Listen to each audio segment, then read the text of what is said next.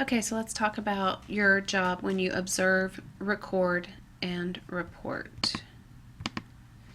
So there's methods of observation. Some of those examples using your sight would be seeing a rash, checking skin color, and seeing bruising.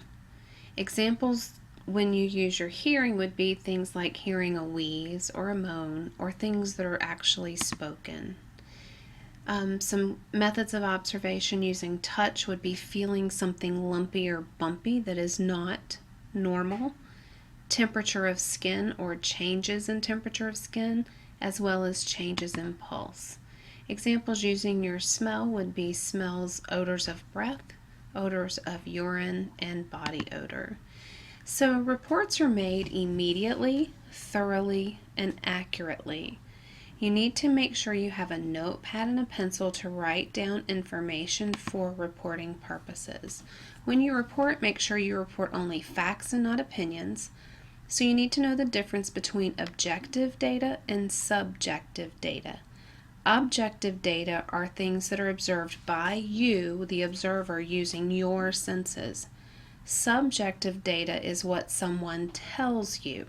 So, for example, you have a resident who says, I've been vomiting for the last 4 hours. So that is subjective data until you see them actually vomit. At that point, it becomes objective data because you have now witnessed it.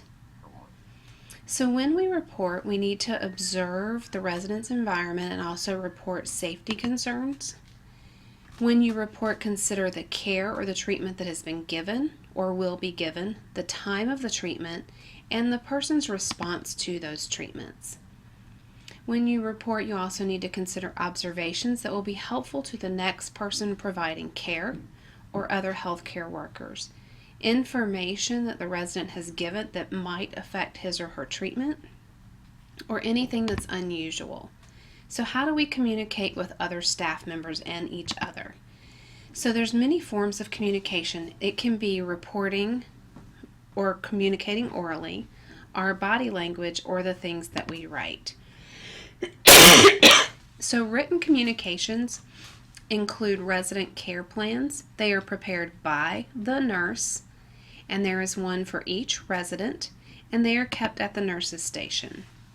Care plans are working records to provide consistent, well-planned care on a daily basis. Any change or updates are done by the nurse. Information in the care plan includes the resident's level of activity and their independence in those activities. ADL is activities of daily living.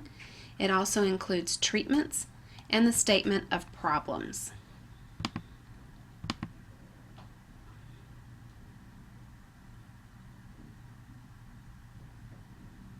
Care plans also include short-term and long-term goals and how we plan to attain those goals.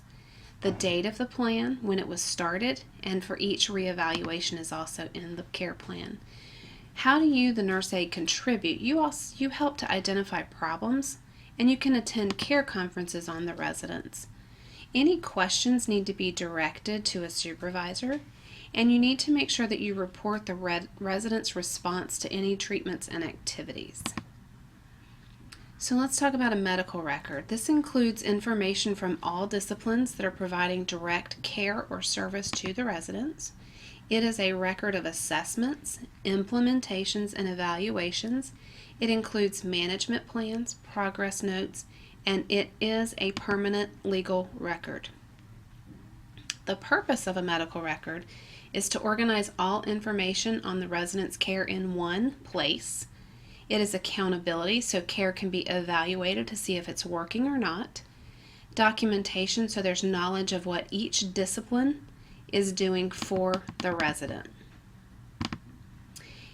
Confidential information is available to healthcare workers involved in the resident's care. Of course, you need to make sure if you are not providing care that you do not violate HIPAA. If you're not caring for the person, you do not need to be in their medical record. Guidelines for charting, if you're allowed to chart by your facility, is to make sure that entries are accurate and easy to read. Always use ink, preferably black or blue, only black or blue, again, preferably black. Print unless script is an accepted form of charting. Usually if you write in script, someone may not read it or it could be misread. And when you chart, do not use the term resident in your charting. Use short and concise phrases, and always chart after care is performed. Make sure that your writing is neat and legible. If you use abbreviations in the medical record, make sure you only use those abbreviations that are accepted by the facility. Make sure your spelling, grammar, and punctuation are correct. Do not record your own judgments or opinions or your own interpretations. Make sure you record in a logical and chronological manner, so date Monday, Tuesday, Wednesday, Thursday, but also as far as chronology in time. Be very descriptive. Make sure that all forms are added to the chart contain identifying information such as the patient's name, their date of birth, and their medical record number. Avoid using words that have more than one meaning. This can make your charting confusing to the reader coming behind you. Use the resident's exact words and quotation marks whenever you can or it's appropriate. And always make sure that you indicate the time of care, and time of care should be in military time. Leave no lines blank.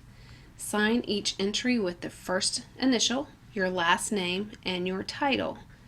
Correct errors using the facility's policy. So, medical terminology. Medicine has a language of its own, as you know. It's from historical development, composed mainly of Greek and Latin word parts. Medical terminology is consistent and uniform. There are three components. There is always a prefix, a root word, and a suffix. Medical dictionaries can be used for reference, and make sure that you use appropriate spelling. Abbreviations. Abbreviations help us to communicate quickly and effectively, and it's shortened forms of the word. It reduces time needed to chart important information.